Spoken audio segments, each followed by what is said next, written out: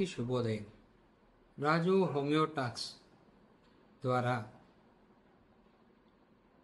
ఈరోజు చర్చించే అంశం హోమియోపతి వైద్యము శాస్త్రీయమా. ఇది చాలామందిలో ఉదయించినటువంటి ప్రశ్న. విద్యావంతులైతేనేమి, మేధావులైతేనేమి, నిరక్షరాస్యులైతేనేమి, ఇంకా హోమియోపతి మందులు వాడుతున్నటువంటి ప్రజల్లోనూ ఈ యొక్క సందేహము ఉన్నది. ఈ సందేహాన్ని నివృత్తి చేయడానికి కొంత వివరణ నేను హోమియోపతిపై అవగాహన ద్వారా మీ అందరికీ తెలియజేస్తున్నాను.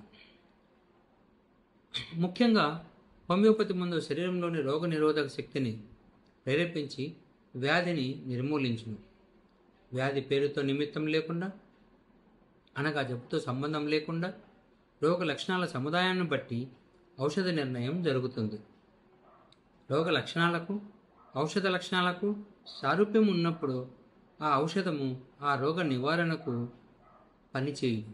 ఈ వైద్య విధానం వలన రోగములను త్వరితంగాను, శాశ్వతముగాను, అపాయం లేకుండాను జబ్బులను నిర్మూలించవచ్చును. ఈ వైద్య విధానము దినదినాభివృద్ధి జరుగుతున్నది. అయితే ప్రారంభంలో కొందరి తెలివి తక్కువ వారి వల్లను, మరికొందరి అమాయకత్వం వల్లను, మరికొందరికి హోమియోపతిపై అవగాహన లేని వారి వల్లను, మరికొందరి అసూయ వలను హోమియోపతి వైద్య విధానానికి చాలా ఎదురుదెబ్బలు తగిలాయి. అయితే ఈ వైద్య విధానము దాదాపు 200 సంవత్సరంలో పైబడి వైద్య సూత్రములలో కానీ, మందులలో కానీ ఎలాంటి మార్పులు లేకుండా దినదినానికి హోమియోపతి వైద్య సామర్థ్యాన్ని నిరూపించుకుంటూ ముందుకు సాగుతూ వస్తోంది అనడంలో ఎలాంటి సందేహం లేదు. హోమియోపతి వైద్యము 100% శాస్త్రీయమే. ఎలా అనగా, హోమియోపతి మందులను ఆరోగ్యవంతులైన మరియు మంచి తెలివితేటలు కలిగినటువంటి మానవులను ఎన్నుకొని వాళ్ళకి హోమియోపతి మందులను ఇచ్చి, అనగా ప్రయోగించి, వారు తెలియపరిచిన శారీరక మరియు మానసిక లక్షణాలను క్రోడీకరించి మెటీరియా మెడికా అనే హోమియోపతి గ్రంథాన్ని డాక్టర్ హానిమన్ గారు రచించడం జరిగింది. దీనిని వైద్యశాస్త్రంలో ప్రూవింగ్ అంటారు. ఈ ప్రయోగాల వలన మానవుడు శారీరక, మానసికమైన బాధలను కాకుండా ప్రస్తుతము తనకున్న వ్యాధి లక్షణాలను కూడా పూర్తి జ్ఞానంతో వివరించడం జరుగుతుంది. ఇక్కడ ముఖ్యంగా తెలుసుకోవాల్సింది, హోమియోపతి మందుల ప్రయోగము పూర్తిగా మానవులపై చికిత్స జరిపి ఫలితాలను స్వీకరించడం జరుగుతుంది. అలా హోమియోపతి వైద్యము ఆవిష్కృతమైనది. మిగతా వైద్య విధానాలలో మాదిరిగా కాకుండా, అనగా జంతువులపై ప్రయోగాలు చేయలేదు. ఎందుకనగా జంతువులపై మందులు ప్రయోగించిన తర్వాత వాటి శరీరంలో జరిగే శారీరక, మానసిక మార్పులను తిరిగి మనకు ఆ జంతువులు తెలియచెప్పలేవు. ఆ కారణం చేత హోమియోపతి మందులన్నీ కూడా మనుషులపైన ప్రయోగించి మనుషుల యొక్క వ్యాధి లక్షణాలను తగ్గించుటలో పరిపూర్ణమైన వైద్య విధానంగా నిరూపించడమైనది. కావున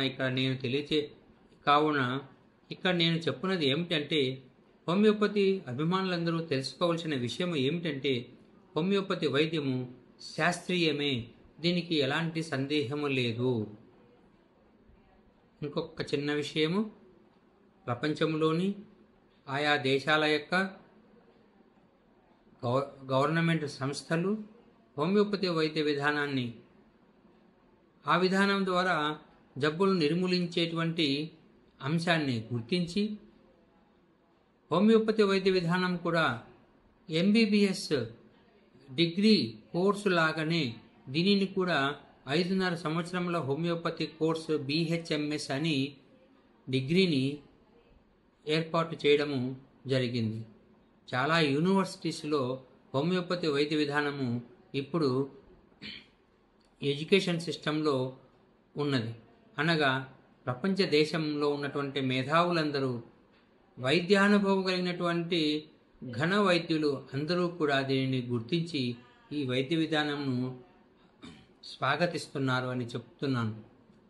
అనగా అలా హోమియోపతి వైద్యము శాస్త్రీయమని చెప్పడానికి చాలా ఆధారాలు మరియు చాలా వైద్యుల యొక్క అనుభవాలలో చాలా రకాల విచిత్రమైన జబ్బులను నివారణ చేయడంలో హోమియోపతి వైద్యము చాలా గొప్పది అని నిరూపించడమైనది. ఈ విధంగా హోమియోపతిపై అవగాహన అనేటువంటి కార్యక్రమము ఇంకా పలు వీడియోలలో ముందుకు సాగుతూ పోతుందని హోమియోపతి అభిమానులందరికీ తెలియజేయడమైనది. ఈ వీడియో మీ అందరికీ నచ్చినట్లయితే లైక్ చేయండి, మరికొంతమందికి షేర్ చేయండి. కొత్తగా చూసేటువంటి వైద్యాభిమానులకు నేను చెప్పడం ఏమంటే మీరందరూ మొదటగా సబ్స్క్రైబ్ చేయండి.